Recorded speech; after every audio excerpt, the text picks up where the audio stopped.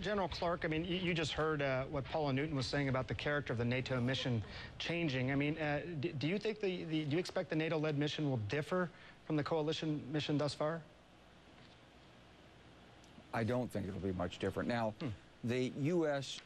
Did the playbook strike against the integrated air defense system with all the Tomahawk missiles and the jamming and the stealth bombers, and so the high altitude air defense has been taken out. As we saw in the photos shown by Nick Robertson, there's still some other air defense that's there, camouflaged.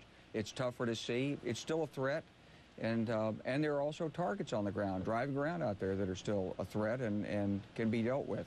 My guess is that from the outside, the NATO operation won't look much different than what we've had, let's say, today. There'll be aircraft flying overhead. There'll be maybe 100, 200 sorties. There'll be a half dozen armored vehicles taken out, and the rebels on the ground will be struggling. And General Clark, let me just ask you something about what David said here. Is it possible in any way, in your opinion, that when this mission is over, that Gadhafi could still be in power? Well, it depends. You know, one of the things that's confusing for a lot of people about the mission is normally when you use military force, it's because everything else has failed, and the instinct is just sort of turn it over to the military and let the military do their deed. But you can't do the military deed without boots on the ground. But in this case, there's a lot of other elements at work. There's international law, there's economic sanctions, there's diplomacy, diplomatic isolation from his African allies, the statement by the African Union. There's a lot of other things impacting on Gadhafi. Now, are they going to be sufficient? No one really knows. But the military mission wasn't designed to achieve the political end state.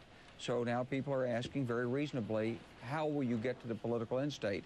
And the answer is there'll be a lot of other pressures brought to bear. Maybe the military mission will be considered. If you were going to ask me, I think the most likely thing is Gadhafi will be indicted on war crimes charges. The international community will demand people on the ground to investigate, to interrogate witnesses, and ultimately he'll be run out of office by international justice. Yeah. Clark, let me ask you something. You know, you mentioned a war tribunal, or being indicted on war crimes, Gadhafi. What would that mean as far as the NATO mission goes? Would that be grounds then for Allied forces to go in and snatch him? Would that mean that there would be boots on the ground then? I think that'd have to be another political decision by the North Atlantic Alliance. It would have to be taken on the basis of the unanimous agreement of the NATO countries that that's what they need to do. Maybe there would be other countries that would volunteer to do that so that NATO didn't do that themselves. All right, General Wesley Clark, David Kirkpatrick, Paula Newton, thanks to all of you so much for joining us. Appreciate it.